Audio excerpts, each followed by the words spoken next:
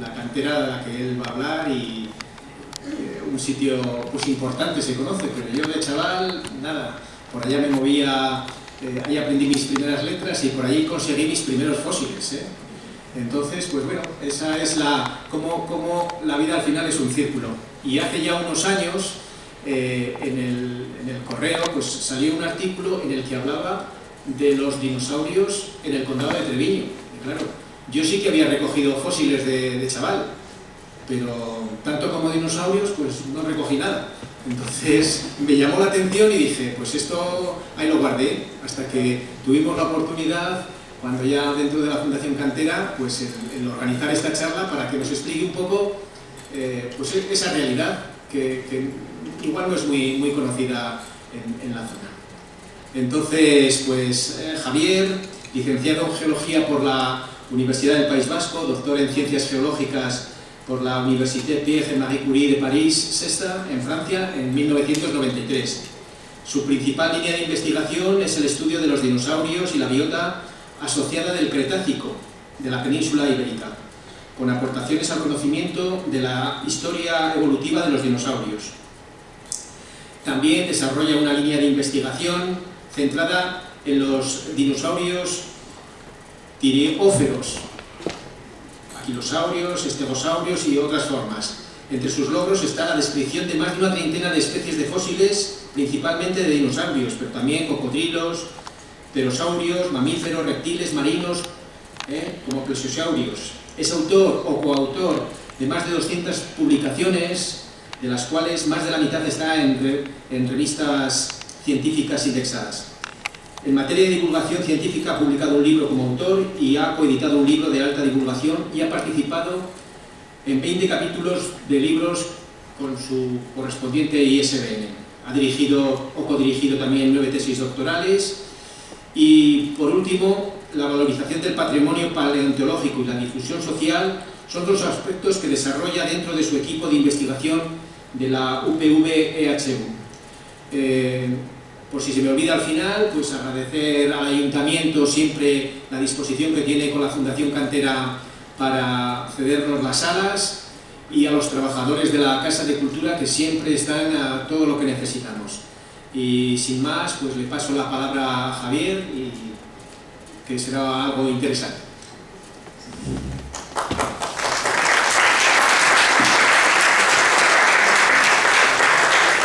Buenas tardes. Muchas gracias por estar aquí, por vuestra asistencia.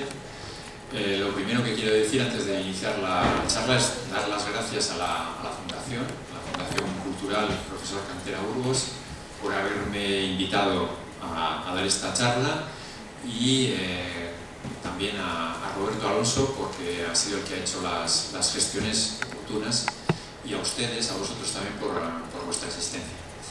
Vale, pues vamos a comenzar la charla de hoy. Lo que voy a hacer es, bueno, me voy a levantar, porque prefiero moverme un poco, si no os importa. Lo que os voy a invitar a hacer un viaje en el tiempo. Vamos a hacer un viaje en el tiempo y vamos a remontar a hace 70-75 millones de años, ¿de acuerdo? A lo que es lo llamamos el final del Cretácico, y vamos a ver lo que ocurría en esa época en lo que hoy es el condado de Treviño, ¿de acuerdo? Entonces, imaginad un viajero en el tiempo que pudiese remontar 70 millones de años. Se encontraría viviendo en un mundo muy diferente del que conocemos hoy en día. El paisaje, el clima, la geografía eran muy diferentes de la que conocemos hoy en día. Vería animales que no había visto nunca, ¿no? Que son diferentes de los que vemos en nuestra naturaleza actual. Se encontraría con dinosaurios, vería, aparte de aves en el cielo, vería reptiles voladores, pterosaurios. Se encontraría con mamíferos que son muy distintos de los que conocemos hoy en día. Bien, esta imagen representa una película de los años 60 que está basada en la novela de H.G. Wells, de La máquina del tiempo, y aunque la máquina del tiempo todavía no se ha inventado, o por lo menos no sabemos si se ha inventado, los paleontólogos disponemos de una herramienta que nos permite viajar en el tiempo, que es el registro fósil. El registro fósil es el conjunto de evidencias fósiles que se conocen en los archivos geológicos, en las rocas. Y es gracias a esos fósiles que podemos viajar, aunque sea en sentido figurado, para reconstruir cómo fue el mundo en el pasado. Voy a comenzar con una cita de un paleontólogo muy famoso, que es este señor que veis aquí, George Gaylord Simpson, un paleontólogo norteamericano, especialista en mamíferos fósiles, y que fue uno de los impulsores de la teoría sintética de la evolución, lo que se llama el neodarwinismo. Uno de los paleontólogos, había un elenco de científicos, y entre ellos también había paleontólogos como Simpson. La teoría sintética de la evolución, el neodarwinismo, digamos que es el paradigma de la biología actual. Pues George Gaylord Simpson decía, a propósito de los paleontólogos, él era paleontólogo, nos llaman cazadores de fósiles, pero, como decía él, el cazador de fósiles no mata, lo resucita. Nuestra labor como paleontólogos es de dar vida a organismos que vivieron en el pasado en nuestro planeta. ¿De acuerdo? Vale, este es el plan de la charla que vamos a seguir. Es un plan bastante sencillo. Hablaré un poco de lo que es el Mesozoico, que es lo que antes se llamaba la era secundaria, también llamada la era de los reptiles o de la era de los dinosaurios. Comentaremos algunas generalidades sobre dinosaurios y también sobre el Cretácico. El Mesozoico se divide en varios periodos y el último de ellos es el Cretácico. Nos interesa porque en nuestro viaje en el tiempo vamos a ir a finales del Cretácico, como os he dicho al principio, hace 70-75 millones de años. Luego presentaremos el yacimiento o los yacimientos paleontológicos de la cantera del Año.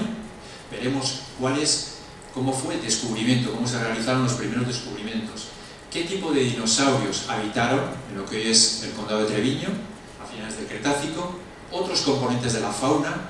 Veremos que esos yacimientos se han podido datar, cómo lo hemos podido hacer. También que hubo cambios faunísticos a finales del Cretácico. Y aparte, en la cantera no solamente hay dinosaurios, también hay unos niveles fosilíferos con una fauna marina. Y terminaremos haciendo algunas reflexiones. Bien, esto que veis aquí es la tabla de los tiempos geológicos. Se llama la Tabla Cronoestratigráfica Internacional, que está publicada, editada por la Comisión Internacional de Estratigrafía, y la va actualizando cada cierto tiempo. Aquí he elegido una versión del año 2023, finales del 2023, en su versión en español, pero hay en diferentes idiomas. Entonces, esto es el marco de referencia que utilizan los geólogos. Aquí aparecen representados las divisiones y subdivisiones del pasado en la Tierra.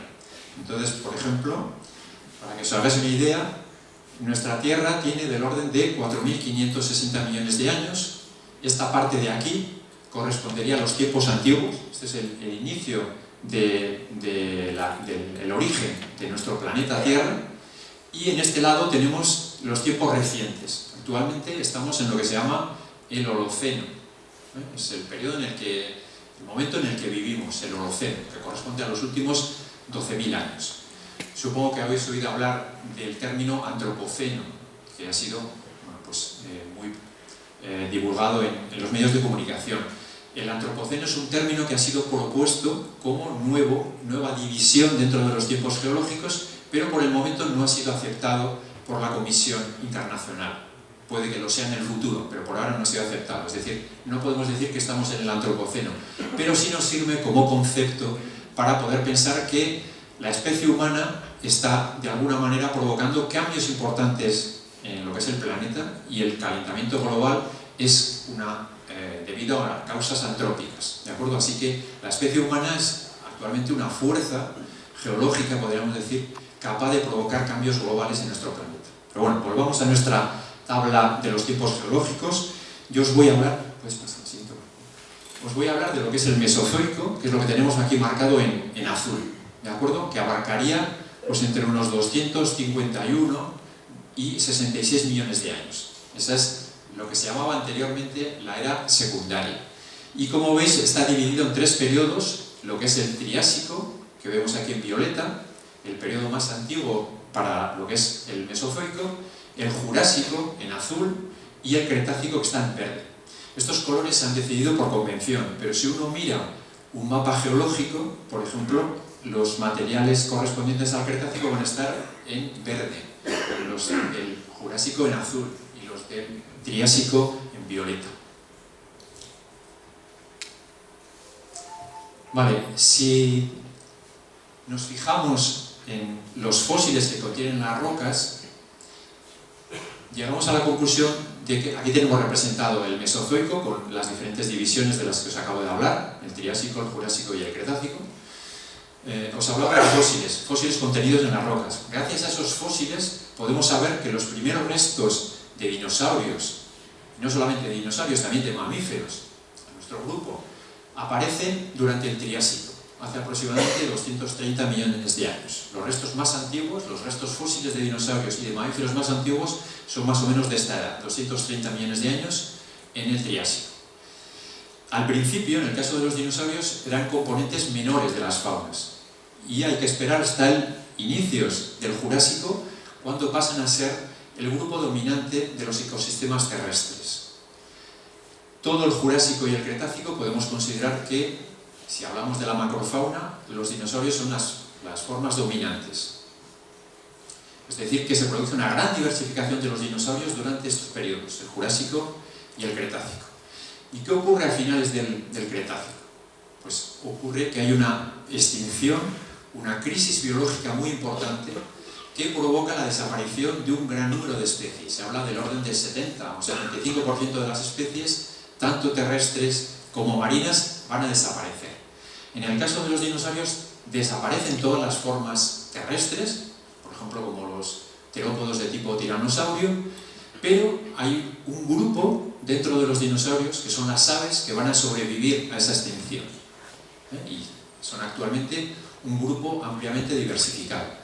De tal manera que no podemos hablar de una extinción de los dinosaurios, sino de una pseudoextinción. No todos los dinosaurios se extinguen hace 66 millones de años a finales del Cretácico, porque las aves consiguieron sobrevivir a esa crisis biológica. Las aves son un grupo especializado de dinosaurios capaces de... se han adaptado al vuelo. Y actualmente, si nos fijamos en las aves, son un grupo de tetrápodos muy diversificado. Se conocen del orden de 11.000 especies de aves. Si las comparamos con el número de mamíferos actuales, pues no hay, creo que no hay 5.000 especies de mamíferos actualmente catalogadas. ¿De acuerdo? O sea que hay una mayor diversidad de aves que de mamíferos en la actualidad. Con lo cual podemos decir que no solamente que los dinosaurios no se extinguieron, sino que actualmente están muy diversificados como aves. Siguiente, por favor. Bien, hablaremos un poco de generalidades de los dinosaurios, he empezado hablando un poco de ello.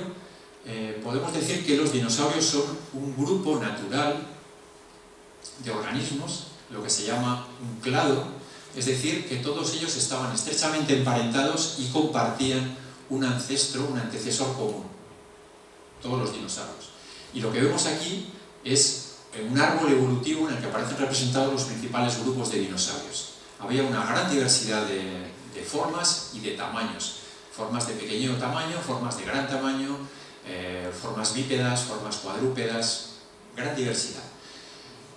Sin entrar en detalles, los dinosaurios se pueden clasificar en dos grandes grupos. Los que tenemos en la parte izquierda son los ornitisquios, un grupo en el que hay formas bípedas y cuadrúpedas, todas ellas vegetarianas. Sin entrar en detalles, pues podemos hablar de anquilosaurios, estegosaurios, ceratopsios, pachycephalosaurios, ornitópodos. Todos ellos son dinosaurios vegetarianos del gran grupo de los ornitisquios.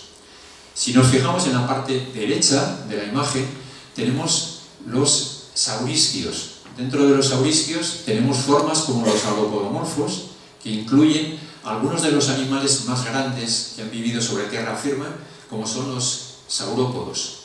Algunos saurópodos eran gigantescos, más de 30 metros de longitud y entre 50 y 100 toneladas de peso. Luego también tenemos el grupo de los terópodos. Los terópodos reúnen, la mayor parte de los terópodos son formas carnívoras, no todos. Algunos eran formas omnívoras, incluso vegetarianas, pero la mayoría son formas carnívoras. Y dentro del gran grupo de los terópodos tenemos las aves. Como decíamos, un grupo particular de terópodos que consiguió adaptarse al vuelo. Bien, los dinosaurios comparten varios caracteres anatómicos que les llamamos novedades evolutivas. No voy a entrar en detalles, pero hay caracteres en lo que son los huesos del cráneo y los huesos del esqueleto postcraneal, las vértebras, los huesos apendiculares de los miembros, ya sea de miembros anteriores o posteriores. Bueno, no entraré en detalles porque es algo bastante complejo y que tiene que ver con la anatomía. Pero muchos de esos caracteres, o varios de esos caracteres, tienen que ver con la postura y con la locomoción de los dinosaurios. ¿Sí?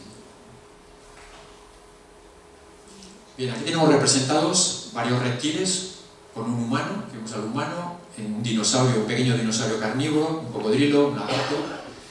A diferencia de los reptiles actuales, como los cocodrilos y los lagartos, los dinosaurios no reptaban, aunque eran reptiles, no reptaban.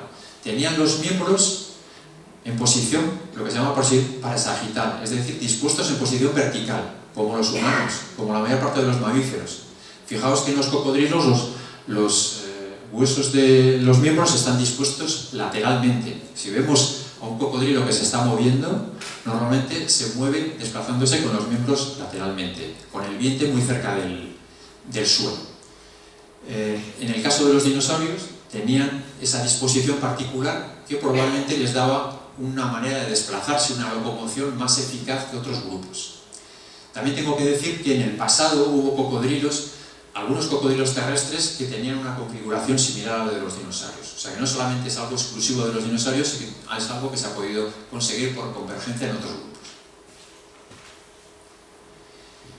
Y también comentar que no todos los animales del pasado, por mucho que tuvieran un gran tamaño, eran dinosaurios. Aquí tenemos varios animales que a veces en ocasiones nos los presentan como dinosaurios cuando no lo son. Por ejemplo, pues un mamut. Un mamut es una forma que está emparentada con los elefantes, por lo tanto es un mamífero que por muy grande que sea no tiene nada que ver con los dinosaurios. Dimetrodon, que aparece a veces en los cromos o en las galletas con dinosaurios, en realidad era un sinápside, una forma que tiene más que ver con los mamíferos, vivió mucho antes que los dinosaurios y por muy espectacular que sea, con esta espléndida vela dorsal, no tiene nada que ver con los dinosaurios. Los reptiles marinos, como los ictiosaurios, los plesiosaurios o los mosasaurios, eran formas adaptadas a la vida en el mar y no se conocen dinosaurios marinos, no son tampoco dinosaurios. Los cocodrilos, por muy grandes que sean, como Sarcosuchus, son cocodrilos. Los cocodrilos es un grupo que está emparentado con los dinosaurios, pero no son dinosaurios. Lo mismo ocurre con los varanos, como por ejemplo el famoso dragón de Komodo. Tiene un tamaño espectacular. Hay personas que lo comparan con los dinosaurios, pero es un varano, no tiene que ver con los dinosaurios. Los pterosaurios, los reptiles voladores, también están emparentados con los dinosaurios. Los cocodrilos, los dinosaurios y los pterosaurios entran dentro del mismo grupo que se llama arcosaurios. Pero un pterosaurio no es un dinosaurio. Los únicos dinosaurios voladores son las aves. Bien, algunos comentarios sobre el mundo cretácico. El mundo cretácico es un periodo de tiempo que se extiende aproximadamente entre unos 145 y 66 millones de años. Ya hemos visto que es el último periodo, la última división dentro de la era secundaria o mesozoico. Bueno, pues en el mundo cretácico hubo una gran actividad geodinámica, cambios importantes en el nivel del mar, y de hecho durante buena parte del Cretácico el nivel del mar estaba mucho más elevado del que conocemos actualmente. Aparte de eso, a finales del Cretácico hubo un intenso volcanismo, una gran actividad volcánica a finales del Cretácico. Por lo que podemos decir que si hablamos a grandes rasgos del clima cretácico, era un clima mucho más cálido que el que conocemos hoy en día. Podemos hablar de un mundo invernadero con altas temperaturas, también probablemente con altos niveles de CO2. De hecho, hay paleoclimatólogos como Selwood y Valdés en un artículo en el año 96 que hablaban del mundo cretácico como un mundo alienígena en comparación con el presente, muy diferente del que conocemos hoy en día, un clima bien distinto. Bien, durante el Cretácico, la parte superior, Europa, este es un mapa que tiene un mapa mundi, en el que aparecen representados, como en el mundo en el Cretácico superior, con una serie de evidencias que tienen que ver con el clima. Entonces, Europa formaba parte, como pone ahí, del cinturón cálido y húmedo de las latitudes medias del hemisferio norte. Y el clima era tropical o subtropical y había una estacionalidad marcada, con periodos secos y periodos húmedos.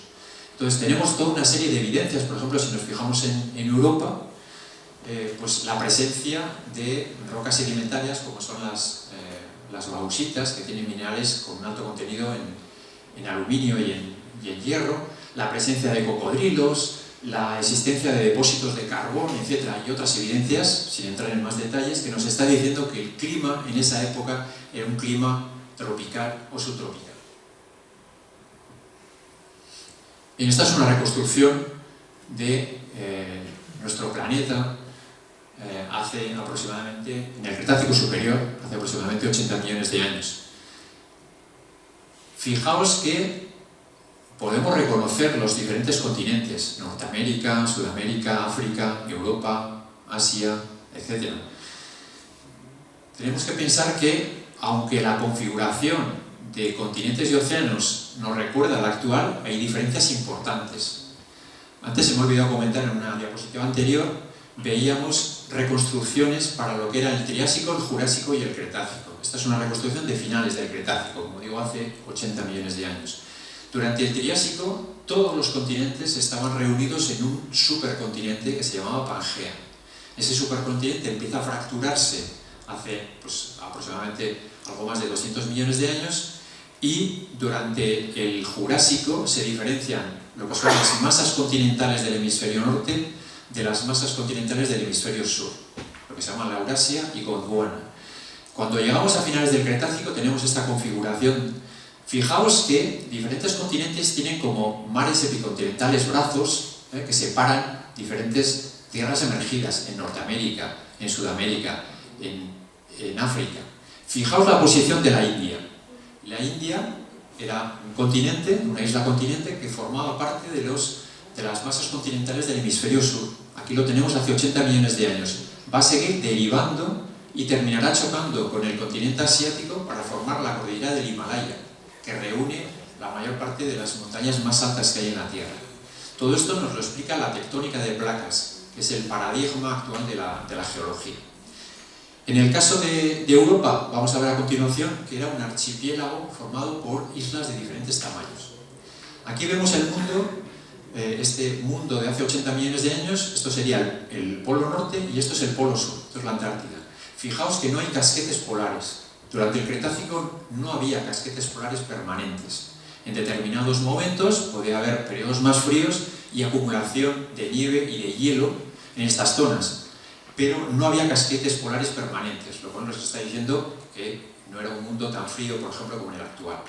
De hecho, se han encontrado en esta época dinosaurios en regiones polares, pero nada que ver con las regiones polares actuales. En aquella época la temperatura global de esas zonas próximas al polo pues era de unos 8 o 10 grados. Eso, con la fisiología que tenían los dinosaurios, les permitía vivir en esas zonas. En la actualidad no habrían podido vivir en zonas polares. Y también el Cretácico superior es un momento importante si hablamos de las faunas de los tetrápodos continentales. Los organismos con 4 patas son los tetrápodos. ¿Por qué? Porque hay una diversificación de varios grupos que son los componentes principales de las faunas terrestres actuales. Es cuando empiezan a diversificarse, pues, por ejemplo, los anfibios, los mamíferos del grupo de los euterios, al que pertenecemos nosotros también, los escamosos, etc. Es un momento en el que empiezan a diversificarse a ciertos linajes que son componentes principales de nuestras faunas. Y luego también porque a finales del Cretácico, como os decía antes, hay una crisis biológica muy importante, hace 66 millones de años, que acabó con 3/4 partes de las especies que vivían ya en tierra o en el mar. Entonces, si nos fijamos, volvemos a tener el mapa de hace 80 millones de años con las principales faunas de dinosaurios. y nos vamos a fijar que, a grosso modo, hay diferencias importantes entre los distintos continentes. ¿Por qué? Pues porque a finales del Cretácico es un momento de endemismo. ¿Qué quieren decir los endemismos? Los endemismos es que vamos a encontrar distintos grupos en los mismos nichos si miramos diferentes continentes. Por ejemplo, si nos fijamos en Norteamérica, las formas dominantes, si estamos hablando de dinosaurios, serían los tiranosaurios, que son los que ocupan la cima de la pirámide trófica, entre las formas carnívoras, y las formas vegetarianas más abundantes son los ceratopsios, representado por triceratops. ¿De acuerdo? Esta es una imagen que hemos visto en muchas películas, siempre aparecen asociados el tiranosaurio y el triceratops. Pero esto es cierto, pero para el Cretácico superior de Norteamérica. En Europa no tenemos tiranosaurios y tampoco teníamos triceratops. Si nos fijamos en los continentes del hemisferio sur, Sudamérica, África, etc., los dinosaurios carnívoros predominantes eran otro grupo, no eran los tiranosaurios, sino los abelisaurios. Y los vegetarianos predominantes eran los titanosaurios, con T, no con R, titanosaurios, un tipo de saurópodos con un cuello largo y una cola larga y una cabeza pequeña. ¿De acuerdo? Entonces, ¿qué es lo que encontramos en Europa? Pues en Europa vamos a encontrar una fauna endémica, una fauna diferente de la que vemos en otros continentes. Vamos a ir viéndolo. Primero, una imagen de lo que sería una reconstrucción de Europa hace aproximadamente 75 millones de años. Fijaos que es un archipiélago con islas de diferentes tamaños. Lo que es la península ibérica, hay parte que está emergida, pero no toda. Y fijaos que hay otras zonas, aquí se ven las divisiones actuales entre los diferentes países. Fijaos que hay islas de diferentes tamaños. Esas islas fueron habitadas por diferentes organismos, vamos a ver dinosaurios, vamos a ver otra fauna asociada. No sé si se ve muy bien, pero hay una serie de puntos amarillos que representan diferentes yacimientos que se han encontrado en Europa para esta época. Estamos hablando de hace entre 66, 75, 80 millones de años, más de un centenar de yacimientos, y nosotros nos vamos a fijar en este de aquí, que representa el condado de Treviño. Nuestro viaje en el tiempo nos va a llevar al condado de Treviño hace pues, unos 75 millones de años. Bien, aquí tenemos un mapa sacado de Google Maps en el que vemos la posición de la cantera del año. Aquí está el pueblo del año, el pueblo de Albaina, los que son de la región, como Roberto, bueno, pues reconocen bien la posición de la cantera. Aquí tenemos el pueblo de Faido. Esto sería un mapa geológico. Bueno, esta cantera, desde un punto de vista geológico, forma parte de lo que se llama la cuenca vasco-cantábrica y concretamente esto es geológicamente el sinclinal de Miranda-Telli. Entonces aquí afloran una serie de rocas de edades de finales del Cretácico y también de principios del Cenozoico.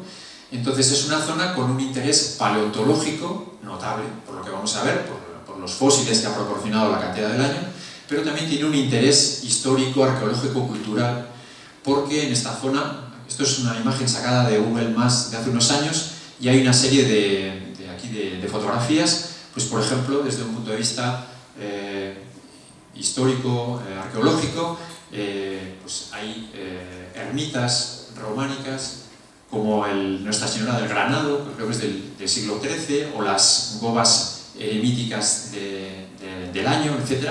O sea que tiene un interés no solamente paleontológico, sino también de otro tipo. Esta es una imagen de la cantera del año. No sé si la conocéis, si la habéis visitado. Bueno, pues esta es una foto tomada hace unos años. La vegetación está más desarrollada todavía en la actualidad. Esta cantera fue explotada durante los años 60 y 70 por la empresa Echasa para obtener arena silicia. Y nosotros desarrollamos aquí una serie de actividades durante los años 80 y 90. Entonces, no sé si lo veis desde donde estáis, donde pone el año 1, es el lugar donde realizamos excavaciones. Vais a ver alguna fotografía y os vais a fijar que la vegetación era menos importante que en épocas actuales. Y luego tenemos aquí una serie de niveles, a esto lo hemos llamado Albaina. Estos son niveles continentales y estos son niveles marinos. Lo vamos a explicar a continuación. Bien, aquí vemos otras imágenes de la cantera. Este es el frente que está situado cerca de lo que es Albaina y estos son los niveles marinos. Y aquí son dos imágenes que están más cercanas del frente, de la cantera más cercana al pueblo del Año, y se ven parte de las gomas eremíticas. Y aquí lo que nosotros llamamos el Año 2, que también ha proporcionado restos fósiles de dinosaurios y otros organismos.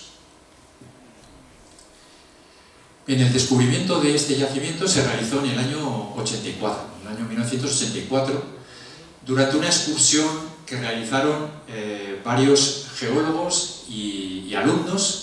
Fueron al campo a buscar otra cosa.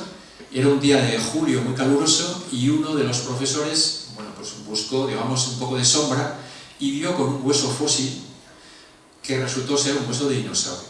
Entonces, luego se hicieron prospecciones en superficie, se descubrieron más restos y ya se vio que tenía un gran potencial, por lo que se decidieron hacer excavaciones.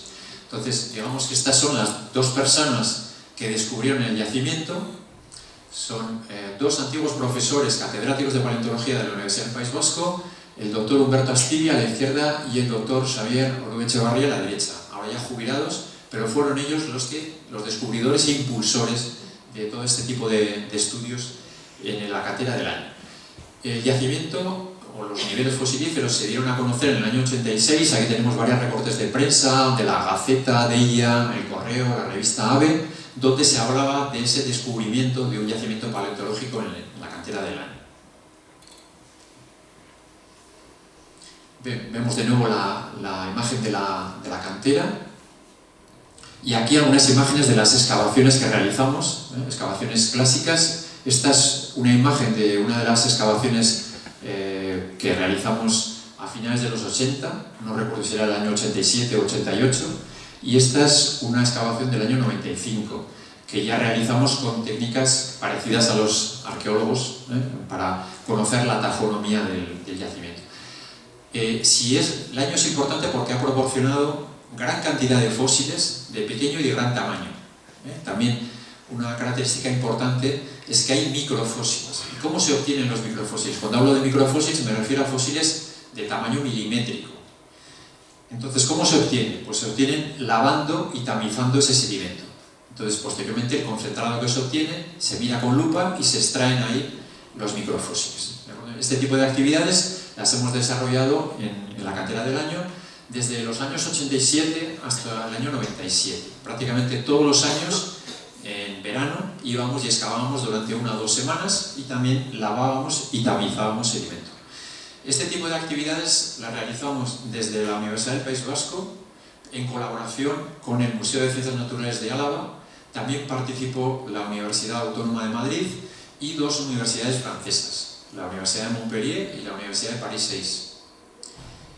No todos los años, pero por lo menos los años iniciales sí que se formaba un grupo de trabajo en el que pues durante una semana, como digo, en julio, realizábamos excavaciones y posteriormente se realizaron numerosas publicaciones sobre los materiales fósiles. De tal manera que el Año es un yacimiento de referencia, un yacimiento muy importante en el contexto europeo, uno de los más importantes por la gran cantidad de fósiles que ha proporcionado y por la gran diversidad de fósiles, de grupos, especies que se han encontrado. Bien, aquí vemos lo que los geólogos llaman una columna estratigráfica, donde aparecen representadas las diferentes rocas que afloran en la cantera, del orden de 70 metros de espesor. Veis que hay diferentes colores, tramas, etc., porque todo esto nos da una información sobre el tipo de rocas que se han encontrado y sus características, su tamaño de grano, su composición, etc. Entonces, los niveles fosilíferos que han proporcionado restos de dinosaurios son estos niveles de aquí, que corresponden a arenas y limos fluviales, es decir, que fueron depositados por una corriente fluvial. Aquí tenemos una imagen de una excavación que realizamos en el año 95, pasado mucho tiempo, y veis parte de la cuadrícula. ¿Veis? Estos cuadros de aquí representan 1 metro, una serie de personas excavando, y aquí tenemos unos restos fósiles que os voy a presentar luego a continuación. Esta es más o menos cómo se procedía para hacer la excavación. Medíamos lo que es la X, la Y y la Z, que es la profundidad. Entonces, en más o menos medio metro de profundidad teníamos gran cantidad de fósiles que íbamos extrayendo y íbamos apuntando sus principales características y su posición, ¿de acuerdo? De tal manera que luego conseguíamos un mapa de excavación, que eso pues, os voy a enseñar ahora. Este es el mapa de excavación, por ejemplo, del año 95.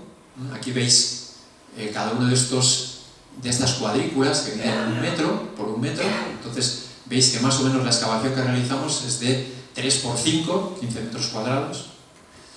Y cada figura que veis aquí corresponde a un fósil, ¿de acuerdo? Algunos de tamaño, son puntitos, tamaño muy pequeño, tamaño centímetros o incluso más pequeño, y otros pues de un tamaño que se aproximaba a 1 metro.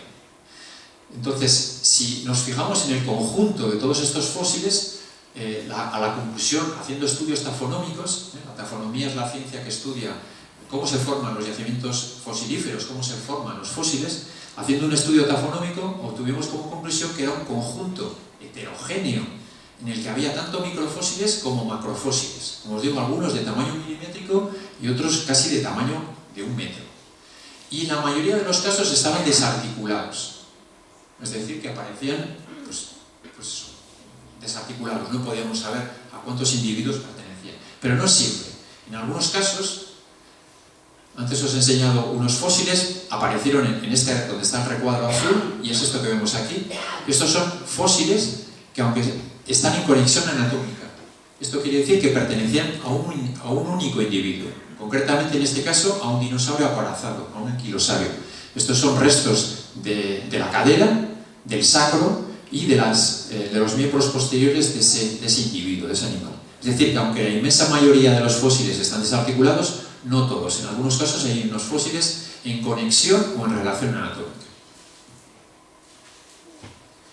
Bien, la interpretación, gracias a los estudios de la sedimentología, nos dice que esos limos y esas arenas donde se han encontrado los fósiles en la cantera del año correspondían a una corriente fluvial, y además se ha interpretado que era un río de tipo trenzado. Aquí os enseño cómo es un río trenzado en la actualidad, un río en Nueva Zelanda, para que veáis que hay una serie de corrientes que pueden ir cambiando con el paso del tiempo y que están separadas por islas que son más o menos grandes o pequeñas. ¿De acuerdo? Es un caso típico. Podemos clasificar los ríos en diferentes categorías. Conocéis los ríos meandriformes, son distintos. Los ríos trenzados, bueno, pues en el caso de la cantera del año, probablemente se trató de un río de este tipo. No hace falta irse a Nueva Zelanda para buscar ríos trenzados en la actualidad. Los hay en los Pirineos, en el norte de Italia, en muchos sitios del planeta. ¿De acuerdo? Pues interpretamos que un río trenzado de este tipo fue el que depositó, el que transportó y depositó esos fósiles, y además pensamos que debía ser un río que estaba cerca de su desembocadura. El nivel del mar no estaba como situado en la actualidad, sino que estaría más cercano a la ciudad de Vitoria-Gasteiz. Vale, pues esta sería, digamos, una instantánea de los dinosaurios del año. Pero en el año no solamente hay dinosaurios.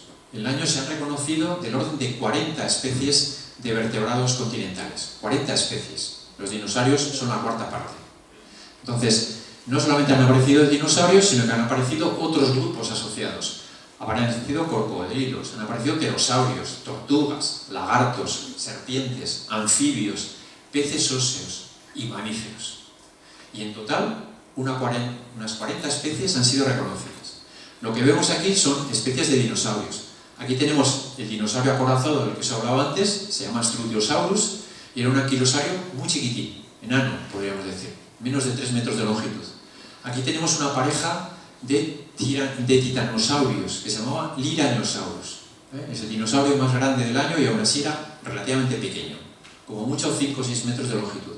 Y aquí, no sé si lo llegáis a ver, hay un dinosaurio carnívoro que persigue a 2 ornitópodos. Vamos a ver más en detalle esos dinosaurios, pero primero os diré que, aparte de la importancia por el gran número de fósiles que contiene el yacimiento, también es importante porque gracias a sus fósiles se han podido describir nuevas especies y nuevos géneros. Esto es muy importante. Concretamente, en el año se han descrito 10 nuevas especies pertenecientes a 7 nuevos géneros. Entonces hay 2 nuevas especies de serpientes que se han podido reconocer gracias a vértebras como estas que vemos aquí, 3 nuevas especies de tortugas, en algunos casos gracias a especímenes relativamente completos, como este que vemos aquí, que tienen el espaldar y el peto casi completo, 2 especies de cocodrilos, aquí tenemos restos mandibulares, maxilares, etc. 2 especies nuevas de mamíferos, se han reconocido a partir de dientes aislados, muy pequeñitos, de apenas unos milímetros, y una especie de dinosaurios, que es Liranosaurus astibiae, que se ha reconocido a partir de una gran cantidad de material que os voy a presentar a continuación. No sé cómo vamos de tiempo. Bueno. Bien, empezaré hablando del dinosaurio más abundante en el año, lo hemos visto en esa reconstrucción, es Liranosaurus astibiae. Está dedicado al doctor Astivia, porque fue uno de los descubridores e impulsores del yacimiento. Liranosaurus significa reptil esbelto, de lirain, en euskera, en lengua vasca, significa esbelto. Es una forma de titanosaurio con miembros relativamente esbeltos.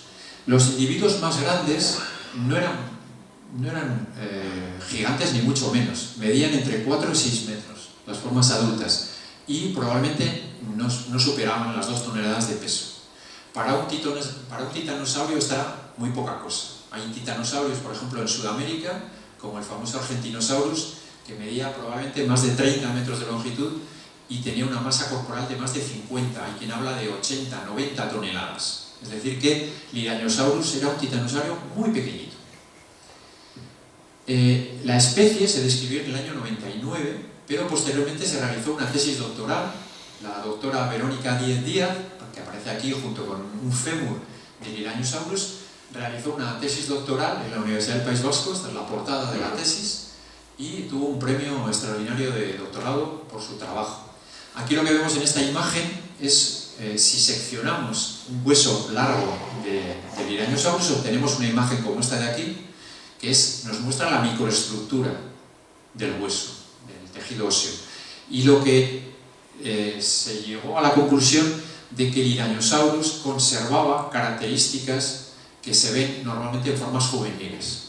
¿De acuerdo? Esto es un aspecto que tiene que ver con la biología del desarrollo. Probablemente eran formas de pequeño tamaño que conservaban, las formas adultas conservaban todavía rasgos de las formas juveniles. ¿De acuerdo? Esto tiene que ver con procesos de heterocronía, es una cosa compleja, pero tiene que ver con la biología del desarrollo. Bien, en el año se han encontrado más de un centenar de huesos pertenecientes a Liranosaurus. Vemos aquí restos craneales, vértebras, más vértebras de diferentes posiciones, dorsales, sacras, vértebras de la cola, huesos largos, este es el fémur, la tibia, la fíbula, que es el equivalente de nuestro peroné, también algunos osteodermos. Como digo, es el dinosaurio más abundante, más de un centenar de huesos se han encontrado y también más de un centenar de dientes aislados. Algunos de ellos pertenecen a formas juveniles y otros pertenecen a formas adultas. Así que una forma, como digo, muy abundante en el yacimiento. Otro dinosaurio que está presente en el año es Struthiosaurus, que es el dinosaurio, el anquilosaurio enano, como hemos visto antes, lo tenemos aquí representado, menos de 3 metros de longitud y pues 200 y algo kilos de peso, lo cual era también poca cosa para un anquilosaurio. La principal característica de los anquilosaurios, formas acorazadas, tenían una gran cantidad de osteodermos, de espinas, de diferentes osículos, etcétera, que recubrían el cuerpo en la parte dorsal y también la cabeza, el cráneo. Esta sería una reconstrucción de cómo sería Struthiosaurus y este es el material del que os hablaba antes, que apareció en esa excavación del año 95 y que corresponde a un único individuo en relación anatómica. Esto sería el material una vez preparado, el material ya se ha restaurado. Entonces aquí tenemos, pues, por ejemplo, esto es lo que se llama el sinsacro, que tiene las vértebras del sacro, pero también se fusionan vértebras dorsales y caudales. En total hay 10 vértebras fusionadas, una característica de este animal. Huesos de las caderas, el fémur, la tibia, osteodermos correspondientes a la parte cervical, etc. Estos serían los huesos que aparecieron correspondientes al mismo individuo, los que están marcados en rojo, y esta es una reconstrucción del animal. Un tercer dinosaurio que está presente en el año, estamos hablando de formas vegetarianas. En este caso no es cuadrúpeda, sino es bípeda y se trataría de Raptodon. En este caso es un ornitópodo. y vemos que en este caso no hay gran cantidad de fósiles, se han encontrado pocos fósiles, dientes, vértebras, huesos largos, esto es un húmero, un fémur. Esta es una reconstrucción de cómo sería el cráneo de este animal, pero no está basada en material del año, sino en material de Transilvania. Así que este sería un tercer tipo de dinosaurio vegetariano presente en el año, aunque haya menos material que de los anteriores. Y luego tenemos hasta 6 especies de terópodos. 6 especies. 5 de ellas serían formas carnívoras. Entonces, algunos dientes de cierto tamaño, entre 2 y 7 centímetros de longitud, lo que vemos aquí es la corona del diente, no está conservada la raíz. Bueno, pues estos dientes pertenecerían a un abelisaurio que se denomina Arcovenator, una forma de tamaño medio grande, aproximadamente unos 5 metros de longitud. Arcovenator se definió en Provenza, pero los dientes que han aparecido en el año corresponden a este animal. Así que tenemos Arcovenator en el año. Y luego una serie de formas de pequeño tamaño, de celurosaurios, un grupo amplio de dinosaurios carnívoros, entre los que destacan, por ejemplo, la presencia de dromeosaurios, formas de pequeño tamaño, de menos de 2 metros. Esta sería una representación. Nosotros solamente tenemos dientes aislados, pero sabemos que hay un dromeosaurio en el año, y he escogido esta representación, que está sacada de Wikipedia, porque aquí aparece el dromeosaurio con plumas. Ahora sabemos que los dromeosaurios presentaban plumas. Si os fijáis, en la mayor parte de las películas de Parque Jurásico, los famosos raptores son dromeosaurios.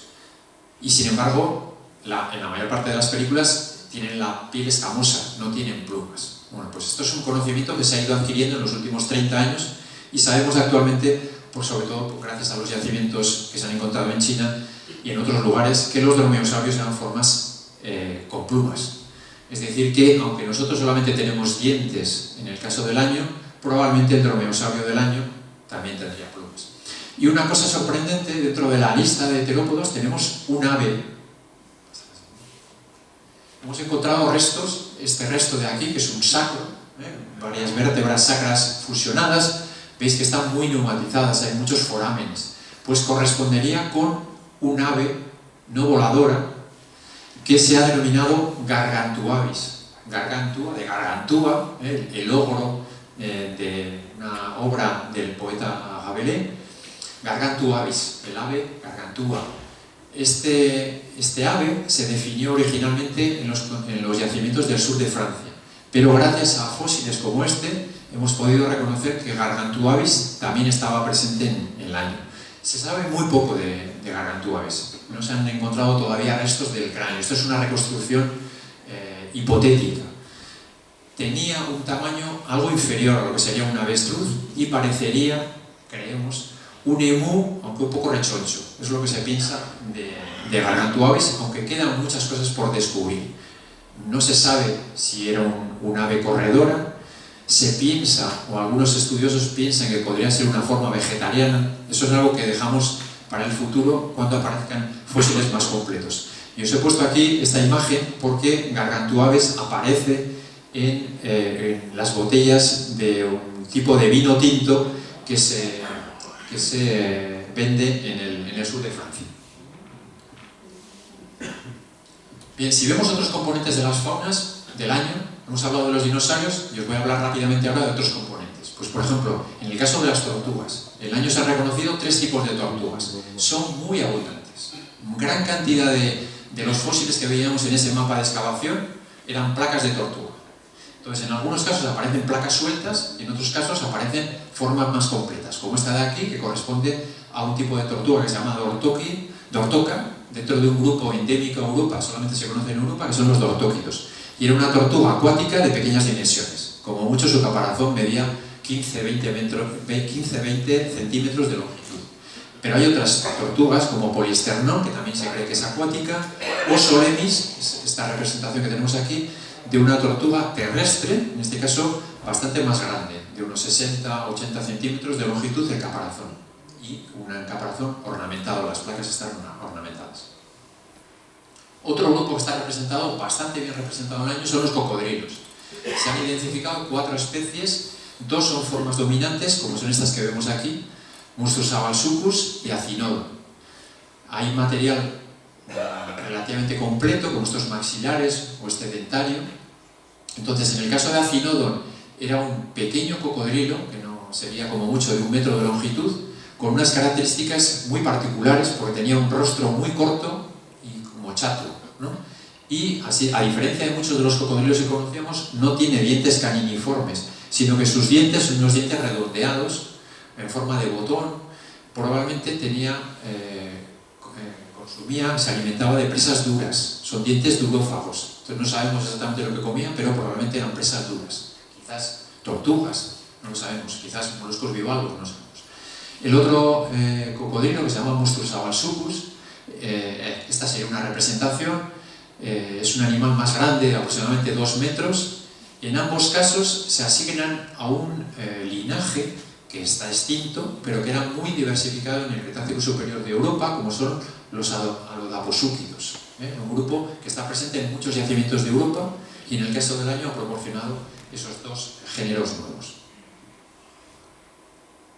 Otro grupo que está representado en el año, muy curioso, son las serpientes. Hay un grupo que se llama las serpientes manzoides, que la mayor parte de las serpientes de este tipo se han encontrado en los continentes del hemisferio sur, pero también se han encontrado en Europa. Y en el año tenemos 2 representantes.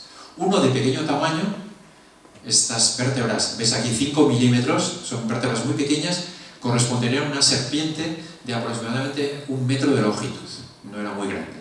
Pero las otras vértebras que se han encontrado, este animal se llama Erensugea y este otro Menarana, son vértebras más grandes y probablemente correspondían a una serpiente de un tamaño mayor, del orden de 2,5 metros o incluso 3 metros de longitud. O sea, una serpiente bastante grande y un diámetro del orden de 7 centímetros. O sea, una serpiente considerable. Entonces, os he puesto aquí una imagen porque en un yacimiento de la India se descubrió una serpiente parecida a Menarana, incluso un poco más grande, del orden de 3-4 metros de longitud, que estaba asociada a huevos de dinosaurio.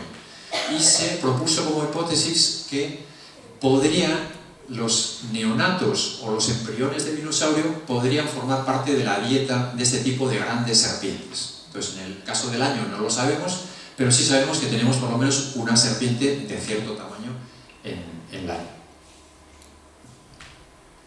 En el caso de los mamíferos, se han encontrado pues, del orden de 1,5 de dientes aislados de un tipo de mamíferos muy particulares. Estos son ejemplos de los dientes en varias vistas, de 2 o 3 especies, han descrito 2 especies, podría haber una tercera especie, de lo que se ha denominado lañodón, que es un tipo de mamíferos muy particulares, con una distribución en Europa durante el Cretácico superior, que pertenecen a un grupo de origen asiático que se llama los celestidos. Eran mamíferos bastante primitivos, con un tamaño pues, muy reducido. Se calcula que podrían ser de menos de 100 gramos aproximadamente. Esta es una reconstrucción hipotética de cómo podría ser lañodón. Claro, es decir, cómo poder reconstruir a partir de dientes aislados. Bueno, hay material de celestidos más completo, entonces esta sería una reconstrucción de un animal pues, de aproximadamente 80 gramos, que no está mal para lo que es el Cretácico superior. Otro grupo que está representado al año, los pterosaurios, los reptiles voladores. Algunos de ellos eran formas dentro de los asdárquidos, que es un grupo que está extinto. Los pterosaurios se extinguen a finales del Cretácico superior, desaparecen completamente, no como en el caso de los dinosaurios, en este caso desaparecen completamente. Y aquí algunos de los materiales que se han encontrado en el año. Esta es una vértebra cervical, una vértebra del cuello, lo que nos está indicando que es un animal que tiene un cuello muy largo. Esto es parte del pico del animal. Estos animales no tenían dientes, un pico desprovisto de dientes. Esto es un hueso que se llama notario, que está formado por la fusión de varias vértebras dorsales. Bueno, pues en el año, por ejemplo, este material está todavía sin describir, pero correspondería a 2 nuevos géneros y especies. Como digo, esto se publicará en el futuro, todavía no se ha publicado. Y vamos a ir terminando con los componentes de la fauna. Otros componentes de la fauna, los peces óseos, de aletas radiadas, lo que se llaman lepisosteiformes. Son formas pues, alargadas, con un cráneo que está constituido, presenta numerosos dientes afilados. Hay formas actuales de lepisosteiformes en la actualidad, lo que se llama el pez lagarto, por ejemplo, en Centroamérica, bueno, pues estaban representados en el Cretácico superior. En el año tenemos gran cantidad, por ejemplo, de escamas pertenecientes a los episostiformes. También hay diferentes tipos de anfibios, formas primitivas, como los albanerpetóntidos, es un grupo extinto. Cada vez que aparece una crucecita, quiere decir que es un linaje que se ha extinguido. Luego hay algún tipo de ranas que son muy abundantes, como los paleobatráquidos. En el año se han encontrado el orden de 150 fósiles pertenecientes a este grupo, o sea que eran muy abundantes las ranas paleobatráquidas. Y también uno de los registros más antiguos de salamandrios del registro fósil. Otros componentes de la fauna, los lagartos. También hay diferentes especies pertenecientes, pues, por ejemplo, a iguánidos, a lo que se llaman esquincomorfos o a lo que se llaman ánguidos, que son un tipo de lagartos que tienen los miembros muy reducidos, unas formas que vemos aquí. Así que también hay especies de lagartos. Bien, vamos a ir concluyendo. Os he dicho antes que se puede determinar, más o menos, no es una datación absoluta, es una datación relativa, la edad de los fósiles del año, de estos niveles con dinosaurios. Esto lo pudimos hacer gracias a la ayuda de un especialista en paleomagnetismo. El paleomagnetismo es una disciplina dentro de la geología que permite conocer, está basada en el principio de que la Tierra tiene un campo magnético. Cuando las rocas se forman, hay algunos componentes minerales que quedan orientados en función del campo magnético de la Tierra en ese momento. Y haciendo estudios relacionados con esos minerales se puede llegar, comparando con una tabla paleomagnética global, a tener una edad aproximada de esos yacimientos. Entonces, lo que hicimos en el año, con ayuda de un especialista en paleomagnetismo, se le ve aquí escalando por una de las paredes de la cantera, que es el doctor Emilio Puello, del Instituto Geológico y Minero de España en Zaragoza. Muestreamos toda una serie de, aquí veis en amarillo, donde se tomaron diferentes muestras. Este es el instrumental que utilizamos y llegamos a la conclusión que estos son, bueno, no sé si lo veis desde donde está, estos son una columna estratigráfica donde aparecen las diferentes muestras. Se tomaron decenas de muestras en lo que es la cantera del año y también en la zona de Faido, y luego se compararon con una tabla paleomagnética global. Y el resultado que nos dio, este es el resultado en el año, el resultado que nos dio es que la datación, como digo, es una datación relativa, no absoluta, nos dio 73 millones de años. Esto nos está indicando, pues, que corresponde a lo que nosotros llamamos el Campaniense, que es no la última, sino la penúltima división dentro del Cretácico. ¿De acuerdo? Entonces, gracias a yacimientos como Laño y otros yacimientos que creemos coetáneos, más o menos de la misma edad, Chera en Valencia, yacimiento de Esperaza y de Beló en lo que es Languedoc y lo que es Provenza, podemos decir que las faunas de dinosaurios de finales del Cretácico, de estas edades, más o menos 73 y un poquitín más recientes, entre 69 y 74 millones de años, estaban dominadas por los titanosaurios, los anquilosaurios de tipo Struthiosaurus y por los rhabdodóntidos. Gracias a estos yacimientos podemos decir ese viajero en el tiempo que aterrizase en lo que es la península ibérica hace 73 millones de años aproximadamente, vería faunas de este tipo. Pero ¿qué ocurrió? Que pasaron unos millones de años y hubo un cambio faunístico. Si nos fijamos en otros yacimientos, por ejemplo los yacimientos de los prepirineos catalanes o aragoneses, como Arenys, como Tremp, yacimientos valencianos como Tous, otros yacimientos del norte de Francia, nos dan información sobre yacimientos de la parte final del Maastrichtiense, otro piso. Antes hemos hablado del Campaniense, el Maastrichtiense es el piso final del Cretácico. Y si nos fijamos en esos yacimientos, que estarían entre 66 y 68 millones de años, las faunas dominantes, aunque había todavía titanosaurios, los dinosaurios vegetarianos dominantes pasan a ser los hadrosaurios. Los hadrosaurios son los dinosaurios de pico de pato. Entonces, nos hemos dado cuenta de que ha habido un cambio en la composición de las faunas de los dinosaurios, por lo menos los dinosaurios vegetarianos, de tal manera que ese cambio tiene lugar durante el Maastrichtiense, hace aproximadamente 68-69 millones de años. Algunas formas, como los rhabdodóntidos, parece ser que se extinguen o pasan a ser prácticamente insignificantes. Los Struthiosaurus también pasan a ser cada vez más más escasos, mientras que los dinosaurios de pico de pato se diversifican. Entonces hay un cambio faunístico previo, que precede, pero que no preludia los cambios de finales del Cretácico hace 66 millones de años. O sea que, previo a la extinción de finales del Cretácico, hubo cambios faunísticos importantes en la península ibérica.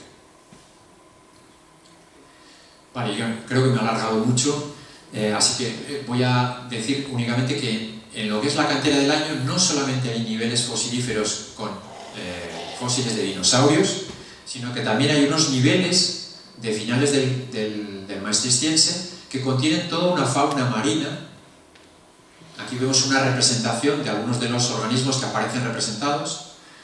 No es una fauna tan abundante como la fauna continental, que hemos hablado de 40 especies, pero sí es relativamente importante, del orden de 35 especies que se han identificado, pertenecientes a tiburones, a rayas, a peces óseos, a reptiles marinos, como vemos aquí, por ejemplo, esto sería un mosasaurio, un baránido gigantesco que vivía en el mar, persiguiendo una tortuga marina, y aquí tenemos plesiosaurios, también aparecen plesiosaurios. O sea que hay una fauna marina que está principalmente representada a partir de dientes aislados y que nos permite, pues, esta sería una instantánea de lo que podría ser lo que ahora llamamos Condado de Treviño hace, pues, unos 68 millones de años.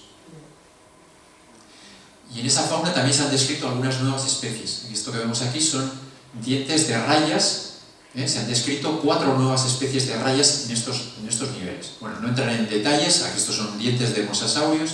También hemos encontrado un resto de un dinosaurio, este fémur, que corresponde a un dinosaurio de pico de pato, un hadrosaurio. Probablemente, aunque la mayor parte de las faunas son marinas, en este caso debió ser un hueso arrastrado, que llegó hasta esos niveles marino-litorales y se depositó y quedó conservado, quedó fosilizado.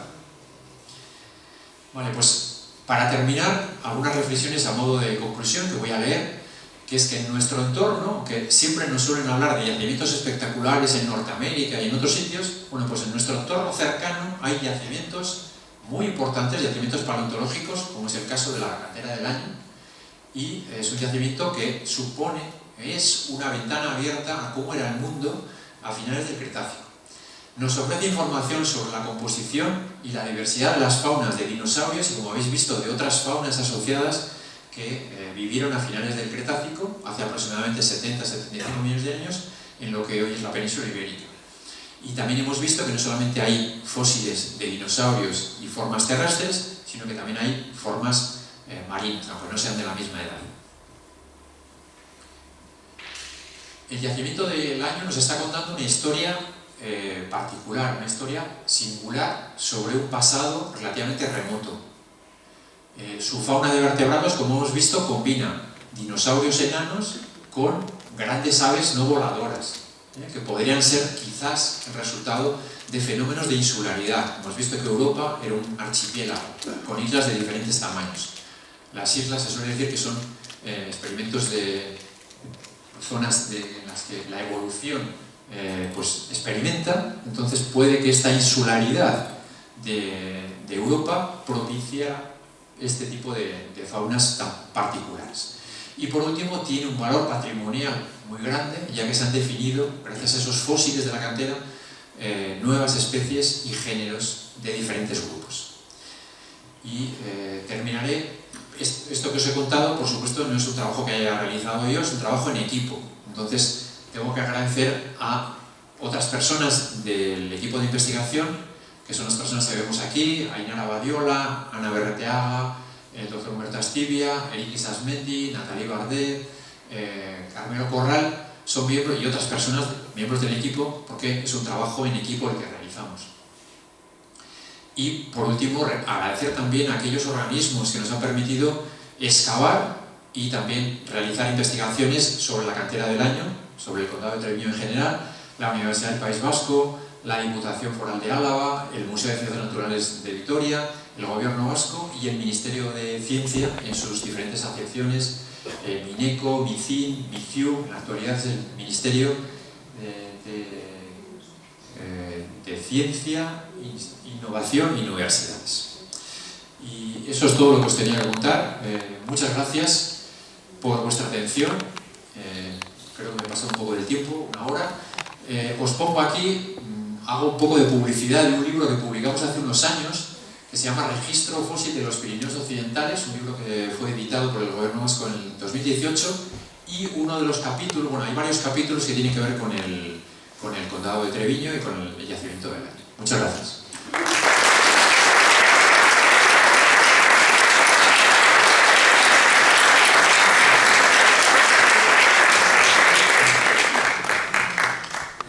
Bueno, pues muchas gracias a Xavier. No podemos estar mucho por los trabajadores de la Casa de Cultura, pero igual hay alguna pregunta, algún comentario, alguna cosa, si alguien quiere hacer alguna... Yo una cosa, los restos fósiles, ¿dónde se encuentran? Sí. Sí.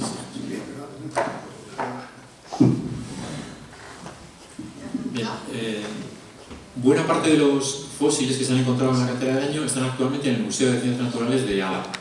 No todos, porque aunque han pasado muchos años, seguimos todavía procesando ese material. Se han publicado decenas de artículos, pero como habéis visto en el caso de los pterosaurios, todavía ese material está en estudio. Entonces, hay material que, por ejemplo, estaba en la Universidad Autónoma de Madrid, en los cocodrilos, porque fueron estudiados por colegas de Madrid, y los hemos traído de vuelta hace poco. Hay todavía material en el Museo de Historia Natural de París, que también pensamos traer de vuelta. Entonces, todavía, aunque está un poco deslocalizado, la idea es que están en su mayor parte, o que estén en su mayor parte en el Museo de Vitoria. Opa, yo solo preguntarte, estamos hablando, según has comentado, de uno de los yacimientos más importantes, o dentro de los más importantes de Europa, y quería preguntarte eso, si se siguen haciendo actuaciones en la misma cantera, y luego si hay algún tipo de protección o algo que esté salvaguardando ese yacimiento. No, como he dicho, las últimas excavaciones las hicimos en el 97. Lo que sí hacemos, o sea, han pasado muchos años, lo que sí hacemos es volver cada poco tiempo, cada X meses, para mirar, porque suele haber bloques caídos en la cantera que proporcionan nuevos fósiles. Y también vigilamos un poco, la zona realmente donde hacíamos las excavaciones está ahora totalmente cubierta de vegetación, entonces es muy difícil encontrar fósiles ahí. En lo que nosotros llamamos el año 2, que es la parte de la cantera que está más cerca del pueblo del Año, hay ciertas zonas en las que, si uno busca, puede encontrar algunos fósiles. Entonces, miramos también para ver si hay gente que va a recuperar fósiles, entonces hacemos un seguimiento. Pero lo que son realmente excavaciones, no, hace mucho tiempo que dejamos de hacerlas, porque es importante cuando uno hace excavaciones, luego preparar ese material, lleva su tiempo, y luego hay que publicarlo. O sea, para un investigador, si no publicamos es como si no existiera. Entonces todavía tenemos material por preparar y material por publicar. Entonces ahora mismo no tenemos, o por lo menos yo no tengo idea de volver inmediatamente a excavar. El que esté protegido de alguna manera el yacimiento, no.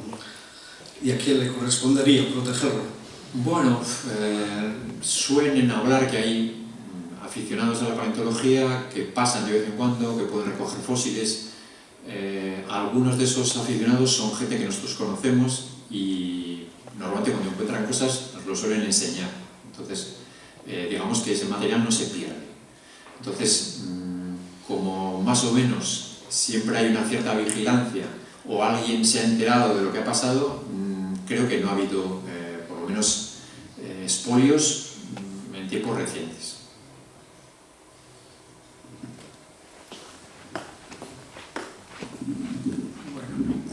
Pues nada, de nuevo darle las gracias a Javier y comentaros que la próxima charla de la Fundación Cantera, el próximo 20 de mayo, será sobre el mundo de lo pequeño, la física cuántica, del profesor Ángel Ballesteros, doctor de Ciencias Físicas de la Universidad, catedrático en la Universidad de Burgos.